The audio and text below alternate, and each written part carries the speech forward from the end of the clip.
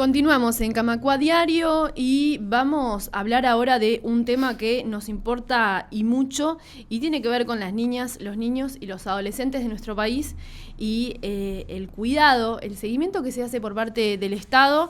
Hemos ido siguiendo, tanto a través de las noticias del día como desde este programa, distintos acontecimientos que involucran especialmente a adolescentes y al INAU.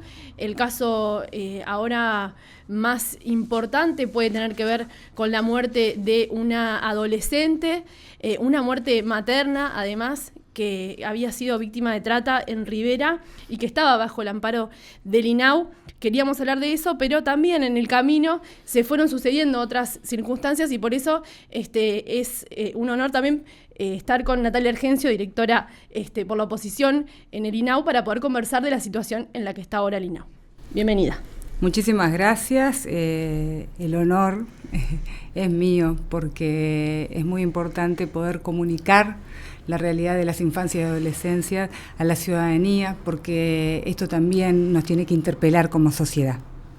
Sin duda, y hacía un poco el ejercicio cuando yo era chica y se llamaba INAME, había como toda una construcción en torno a los niños, las niñas y los adolescentes que estaban bajo el amparo del INAME, y eso en el cambio institucional y tratando de darle un poco de perspectiva también histórica a la situación que estamos ahora atravesando y que ha tenido, ya vamos a comunicar un poco esto, un llamado de atención de la justicia, un llamado de atención del Poder Legislativo. Me gustaría que arrancáramos contando un poco esto, porque en este cambio institucional el INAU justamente había avanzado bastante en el cuidado de los derechos de las niñas y los niños y adolescentes que tiene a su cargo, digamos. Es muy importante esto que traes, Irene, por el hecho de que hablemos de la historicidad que tiene nuestro país en perspectivas de protección de derechos de infancia y adolescencia, de cómo es y cómo era el sistema de protección de las infancias y adolescencias del Uruguay. Voy un poco más atrás del INAME y arrancamos lo que fue el 5 de abril de 1934. Uruguay funda, ¿no?, el Consejo del Niño. Entonces, este Consejo del Niño, estábamos en una situación, en un contexto de muchísima pobreza infantil en el Uruguay, de muchísima vulneración de derechos, de mucho desconocimiento de la profesionalización del cuidado y donde primaba el encierro como cuidado. Ahí en ese momento estábamos hablando de los orfanatos, estábamos hablando de esos hogares de INAU, estábamos hablando de épocas de exclusión. Bueno, esto sigue caminando y luego, en 1988, se crea el INAME. Y ahí estábamos frente a un paradigma donde todavía estábamos frente a los niños y adolescentes vistos como objeto de protección y tutela.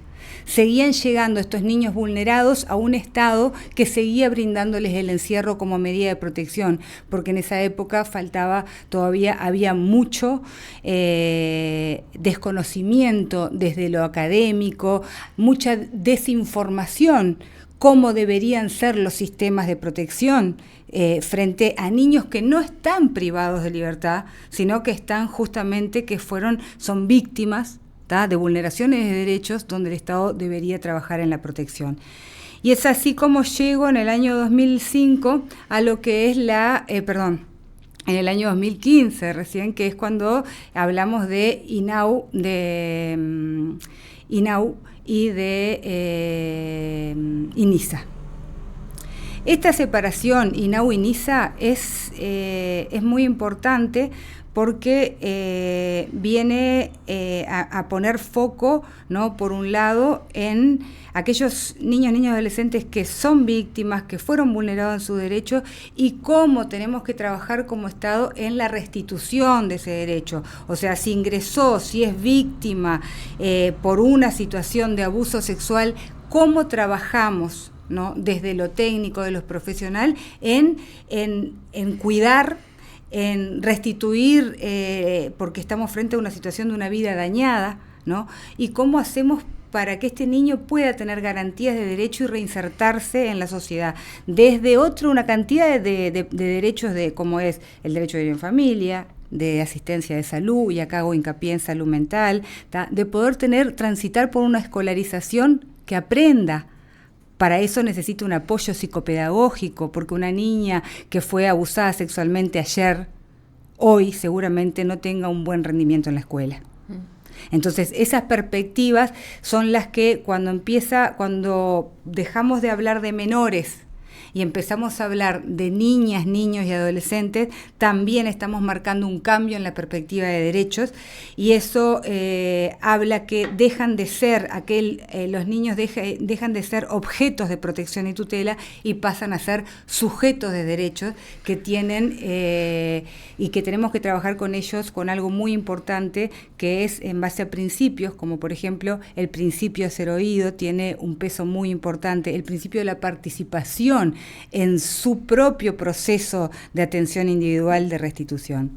Me parece súper importante esta distinción que haces entre el INISA y lo que pueden ser las infancias y las adolescencias en conflicto con la ley, y el INAU, que no solamente tiene a su protección estos niños y niñas que sufrieron abusos o que incluso no tienen una familia como tienen otros niños, o la mayoría de los niños, que lo pueda cuidar, que lo pueda abrigar, que lo pueda mandar a la escuela, y incluso, más allá de eso, el INAU ha desarrollado políticas que abarcan a todas las infancias, en el cuidado y en la prevención también de estos delitos, de la violencia hacia las infancias, incluso la protección en los espectáculos públicos. Pensaba cómo poder entender el INAU en primer lugar como una institución que abarca la infancia y la adolescencia de nuestro país en primer lugar. Claro, INAU es, por ley, ¿no?, es la institución rectora de políticas de infancia y adolescencia. Debería de estar velando por la protección integral de las infancias y adolescencia, con la promoción de los derechos, ¿no?, para emancipar la ciudadanía, las gurises y los gurises.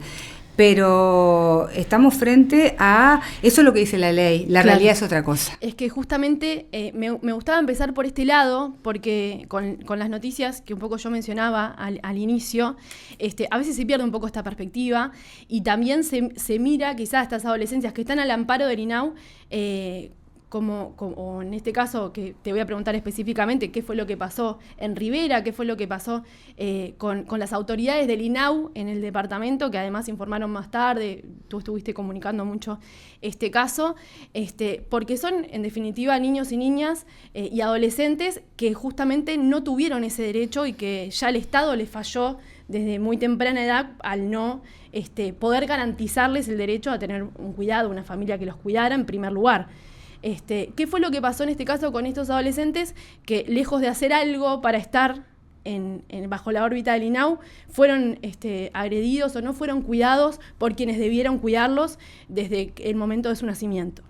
Bueno, eso es importante contextualizar el sistema de protección hoy como está, y cómo hoy esta crisis está mostrando la desprotección de un montón muy importante de niñas, niños y adolescentes de nuestro país. Entonces, es muy importante, antes de meterme un poco en los indicadores así podemos visualizar esta realidad, es muy importante hablar de INAU y NISA. Hay algo que, más allá de la infracción de la ley, ¿no?, estamos hablando siempre que son víctimas, porque cuando miramos la trayectoria de vida, fueron niños, adolescentes, ¿no?, quienes fueron vulnerados en sus derechos, y cuando miramos qué proceso de de restitución de derechos, qué se hizo para atenderlos, qué se generó, ¿no?, de abordajes integrales, ahí hay ausencias, sí. No solamente ausencia de abordajes,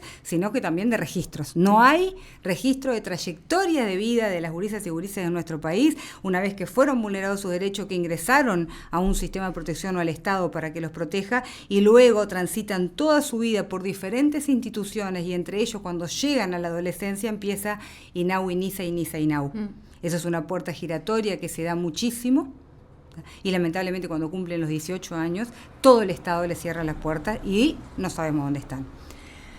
Habiendo dicho eso, porque es importante romper la estigmatización ¿no? Y que todos y todas entendamos que son víctimas, tienen derechos vulnerados y tenemos que activar un Estado a través de la interinstitucionalidad para que realmente los proteja y cada una de las instituciones aporte lo que le compete, ¿no? O sea, la salud, que sea el Ministerio de Salud Pública como rector de la salud de nuestro país, que defina qué es lo que hay, cuáles son, generar el acceso al derecho de salud, BPS a través de las ayudas extraordinarias para que puedan acceder a psicopedagogos, INAU generando sistemas de protección que sean realmente de base familiar y comunitaria, y esto es contratando la cantidad de técnicos, la especificidad que tienen que tener los técnicos, ¿no? Y cumpliendo procesos de atención individual por cada uno de las gurisas y gurises que están hoy en el sistema de protección especial. Cuando digo sistema de protección especial y cantidad de niñas, niños, adolescentes que están, hoy son más de 8.700 niños, niñas y adolescentes que fueron derivados por el Poder Judicial por alguna situación de vulneración de derechos, ¿tá? Y están bajo la órbita de lo que es la protección del Estado, que puede ser una protección bajo el amparo específicamente en la residencia o la protección en contexto. Están estos, o sea, no miro solamente los que están en residencias, en las residencias de INAU, como los que el Estado tiene que proteger, no.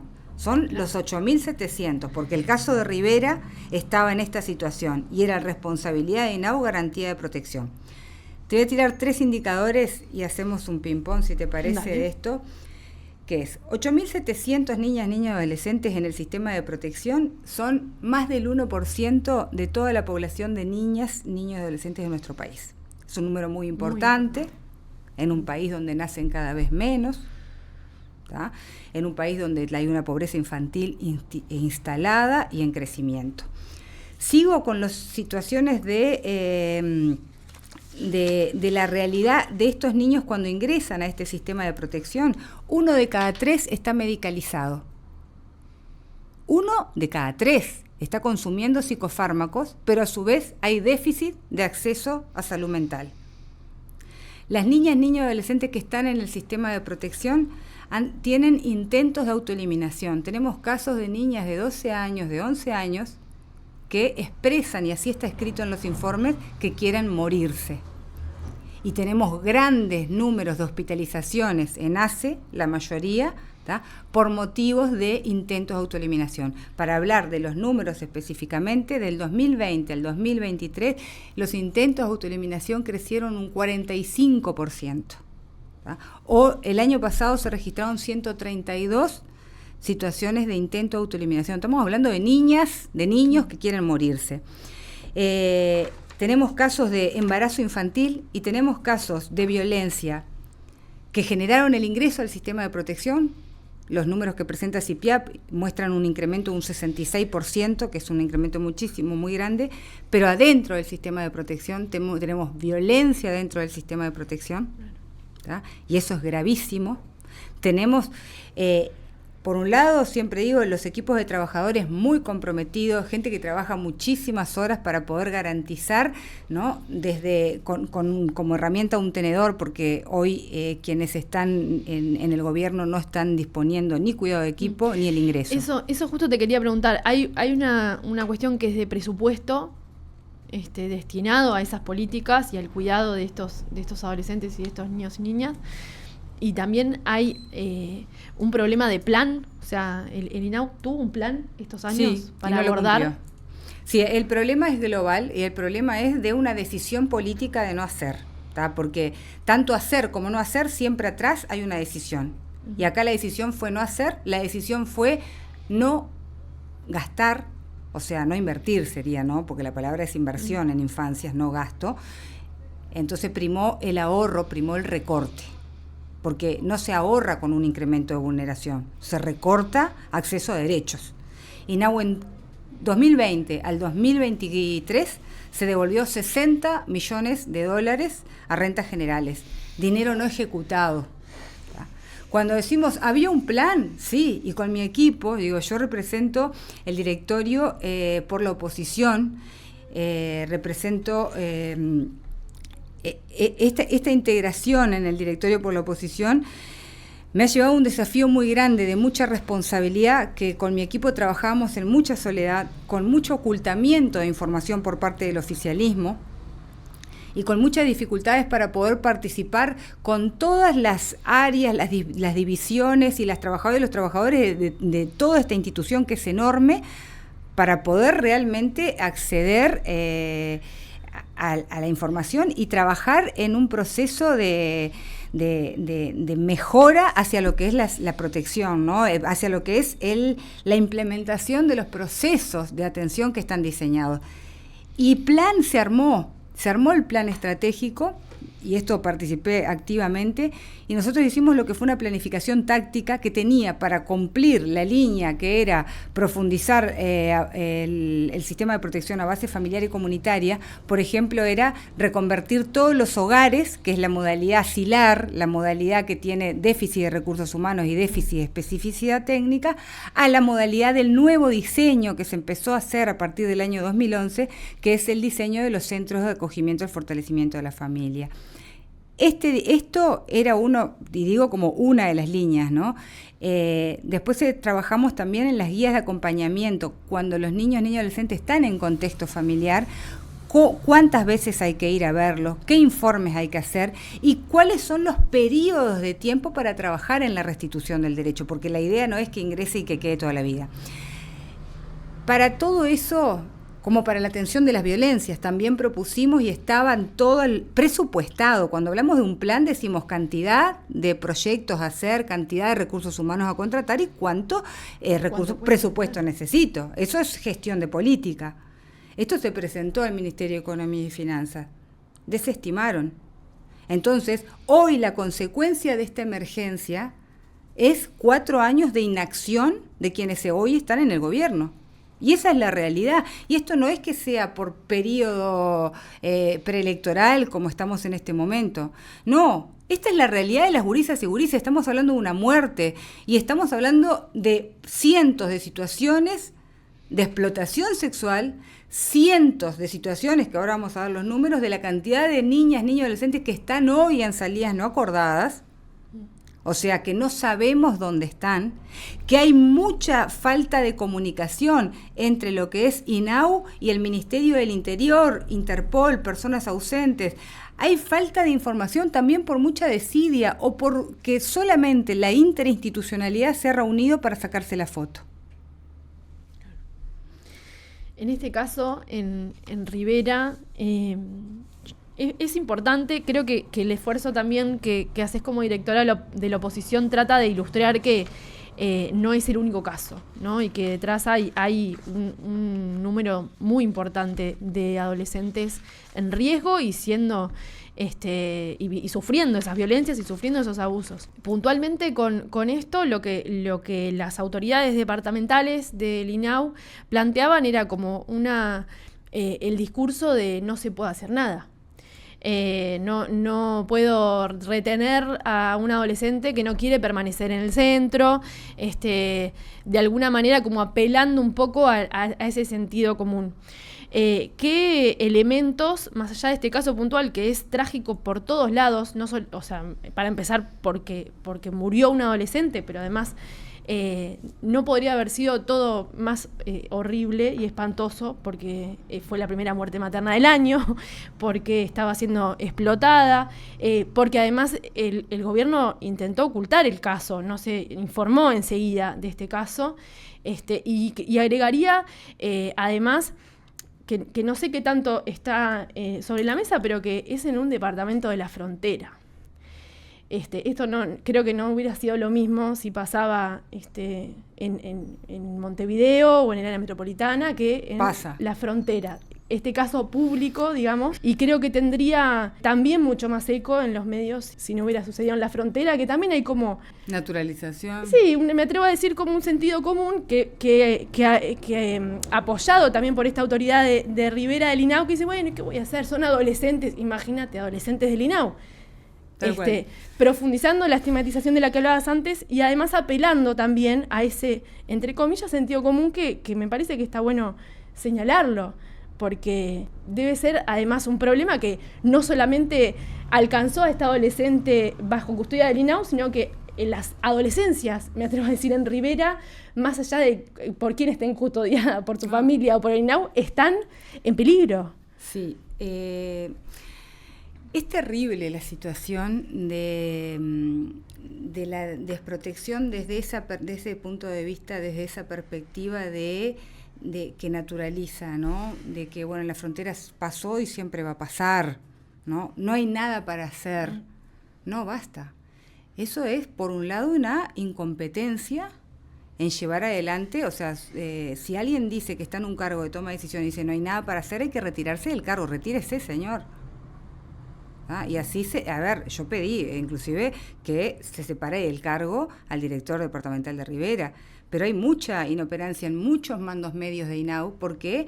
Porque por un lado hubo una gran discrecionalidad política de muchísimas designaciones de cargos que deberían ser cargos técnicos, pero fueron ocupados por definiciones políticas.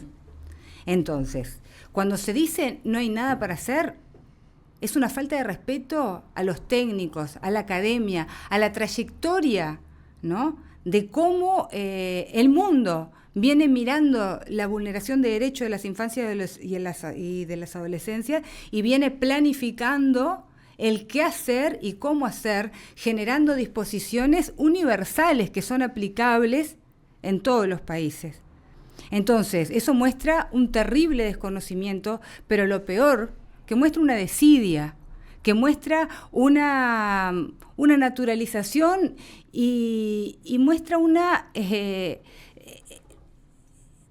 es tan horrible el hecho de decir esto de la estigmatización, lo decimos hasta de una forma muy correcta, pero es como que volvimos a hablar de las niñas, niños y adolescentes de INAU, ¿no? Y volvimos a escuchar propuestas como hubo en una nota, leí estos unos días atrás, en Maldonado, un edil en Maldonado proponía que se contratara una chacra y se trasladaran los niños, niñas y adolescentes a la chacra, o los adolescentes porque realmente no pueden, porque la ciudadanía tiene derecho.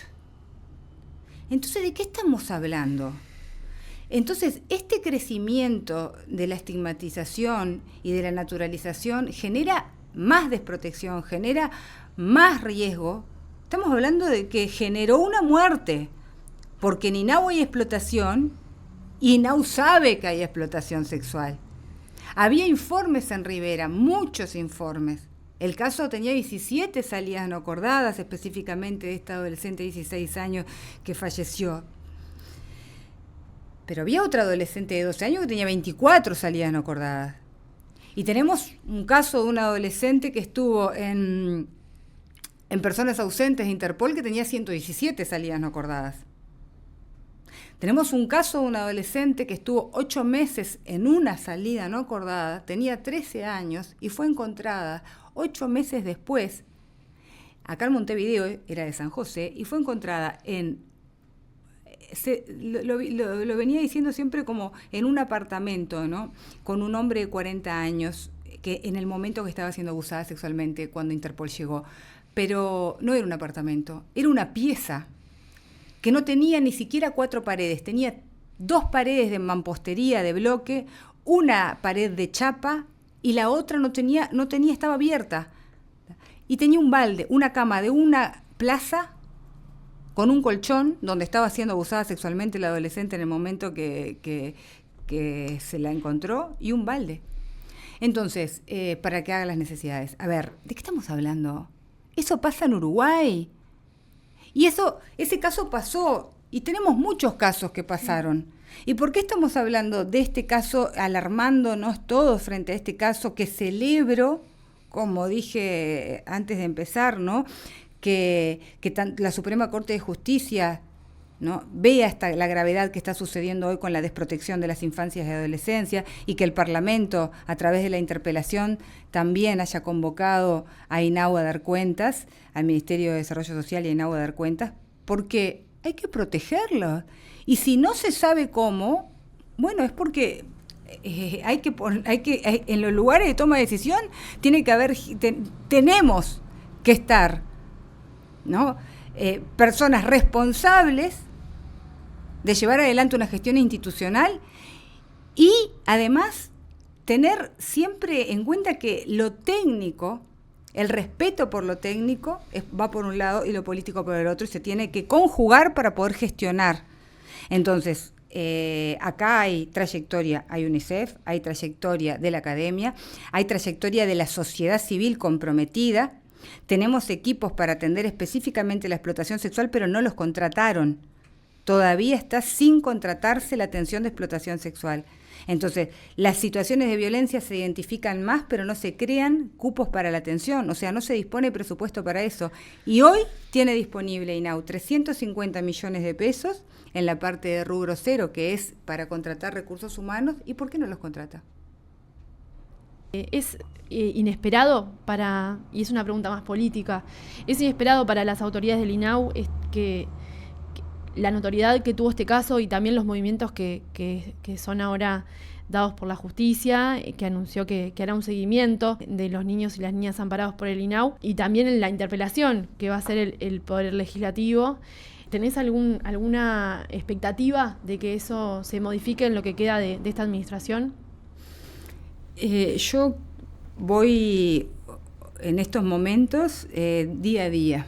¿Tá? Expectativas, yo hoy me siento como aliviada porque dejé de sentirme sola trabajando, ¿no? Sosteniendo a una cantidad de equipos técnicos, de trabajadoras y trabajadores que ya no tenía más que decirles cuando recorro los territorios y hablo con ellos y no dan más. O sea, a puro compromiso, pero realmente no dan más, no podemos. Y cuando la respuesta de mi lado, que integro el directorio, es no tengo el peso ni mi voto vale tanto para poder realmente pasar a la contratación de equipos, pasar a la reconversión de los hogares a CAF, tener más equipos en territorio, trabajar con una interinstitucionalidad de verdad, ¿no? Entonces, hoy que como digo, que esté estas situaciones sobre la mesa, de que el Poder Judicial va a pasar, no es solamente un control, sino que va a dar seguimiento de cada caso de vulneración de derechos que hizo una derivación a INAU, y va a ir a ese centro para ver en qué condiciones está y qué se está trabajando con ese niño o niña adolescente. Entonces eso es como, bueno, es de a poco ir empujando. Obviamente que hay un Poder Judicial que tiene déficit de recursos, de presupuesto también, hay una Fiscalía con déficit de presupuesto también, hay un INAU que va a quedar con un gran déficit de presupuesto, y eso va a pasar porque en esta rendición de cuentas no hay incremento presupuestal. Y el año que viene es el primer año del gobierno que inicie la gestión, ¿no? de gobierno, y va a tener el presupuesto que tenemos asignado ahora. Solamente en primera infancia, por ejemplo, INAU con el tema de CAIF, que es otro tema que estuvo mucho sobre la mesa, porque también hay un gran incumplimiento de lo que fue la propuesta de ampliación de cobertura de primera infancia. Lejos está de llegar a esa cobertura de 17.500, están en 3.000 aproximadamente los niños y adolescentes que se le amplió la cobertura, pero solamente para primera infancia, con lo hecho hasta ahora, los CAIF que están reinaugurados y que se van a ir inaugurando en estos días, vamos a arrancar un enero 2025 con una falta de 1.700 millones de pesos, eso es el cálculo que tengo al día de hoy. Entonces, hay un déficit de presupuesto el año que viene, ¿tá? Y hay un incremento exponencial de todas estas situaciones de vulneración de derechos que va a haber que priorizar y atender. Y atender desde una mirada interinstitucional, desde una mirada de política de Estado y con una convocatoria seria a la sociedad civil, a la academia y a los organismos internacionales como UNICEF, porque la situación de las infancias y adolescencias hoy es crítica. Natalia Argencio, directora por la oposición en el INAU, te agradecemos un montón estos minutos. Quiero, para finalizar, estuvimos tocando temas sin duda duros también, pero necesarios. Muy duros. te quiero preguntar, me contaste que ahora te vas a encontrar con el consejo, con esta pata del INAU también, que tiene que ver con un derecho que es de la participación de los adolescentes. Contame un poco de eso y bueno, y hago este llamado también desde acá. Fue súper valioso que trajeras estos datos y esta realidad, pero también a seguir estos temas y a seguir hablando y preguntándonos, no como algo ajeno, sino como algo cercano. Yo tengo una hija y en la clase de mi hija, por ejemplo, hay estudiantes que viven en hogares del INAU. Y hay un montón de casos, seguros, si nos ponemos a pensar desde lo cotidiano, también contra este sentido común que traíamos hoy de las autoridades de Rivera. Empezar a imaginarnos que podemos volver a naturalizar lo otro, ¿no? Y es gravísimo. Hacer ese esfuerzo también para ver a los niños como sujetos de derecho desde lo cotidiano. Creo que es súper importante dar estas charlas para eso. No te quiero retener mucho más porque tenés que irte a este consejo de adolescentes, pero contame un poco de qué hablan, qué es lo que traen los adolescentes cuando se juntan ahí. Es algo, esto es la parte linda, por suerte que bueno que lo traes, porque a veces entre tanta tristeza y cosas tan terribles, es bueno siempre decir, hay salida y se puede, ¿no? El derecho a la participación es uno de los derechos más postergados, porque toda esta naturalización y todo esto que hablábamos, que antes eran objeto de protección, entonces pasar a escucharlos y que los adolescentes las adolescencias tengan voz, se preocupen y traten de ocuparse de las problemáticas que tienen sus propios, o sea, que transitan por sus propias vidas, de las infancias y adolescencias de todo el país, o sea, trabajando ellos directamente es realmente muy, muy importante, porque el Consejo Asesor Consultivo es el Consejo Asesor hace que la participación de consejeros que son electos, desde el 2019 tenemos ley del Consejo Asesor Consultivo, entonces se hacen en cada una de las direcciones departamentales, se hacen las convocatorias, se difunde tanto en las escuelas como en los liceos. No son solo adolescentes. No, porque pueden también, es a partir de... Ahora me van a matar porque me olvidé son adolescentes, pero a partir de, se hace también las difusiones porque pueden participar en la elección a partir de 6º año de escuela, creo que era. Después esto lo corrijo si me equivoqué. Pero son en su mayoría adolescentes, preadolescentes, sí, adolescentes. Son adolescentes todos, pero pueden ser, también hay participación a nivel de último año de escuela. Las problemáticas que trabajan ellos son las problemáticas que transitan las adolescencias, como por ejemplo temas de salud sexual y reproductiva, embarazo adolescente, abuso, ¿no? Está sobre la mesa. El tema que nos ocupa a todo el Uruguay y nos debería ocupar a todos, que es como lo hablaba, pasa en INAU, intentos de autoeliminación, pasa en Uruguay, tenemos un muy alto índice de intentos de autoeliminación en las adolescencias y el grupo del CAC lo trabaja la salud mental, pero lo trabajan desde su perspectiva, que eso es fundamental para saber qué le pasa, ¿no? ¿Por qué? ¿Cuándo se empieza a sentir, cuándo está detectar el riesgo de esta situación de aislamiento, de esta situación que pueda llegar a tener un intento de autoeliminación o efectivamente llegar al suicidio? Entonces ellos ponen en palabras todas esas dudas, ¿tá? Esas cosas que a ellos mismos les pasa. Y entonces después tienen intercambios con el equipo de Propia, que es un equipo muy bueno en INAU del departamento, que es el departamento de la participación de niñas, niños y adolescentes, y guían al trabajo que vienen desarrollando cada uno de estos consejeros son 19 a nivel de cada departamento. Luego estos consejeros tienen reuniones con el directorio de INAU para un intercambio de cuál es la temática que están trabajando, consumo problemático también. Y en la última reunión que tuvimos un par de meses, justamente planteé la realidad de la desprotección y entraron a trabajar y a convocar ¿no?, a adolescentes que están en los centros de 24 horas de INAU, y eso ha sido muy bueno porque ahí vamos hacia esa integración tan necesaria, ¿no?, y ver que el problema de estos adolescentes que están hoy en el sistema de protección, o sea, no es responsabilidad de ellos, sino que es un mundo adulto que vulneró sus derechos, y también es el mundo adulto que está fallando en protegerlos. Muchas gracias, Natalia.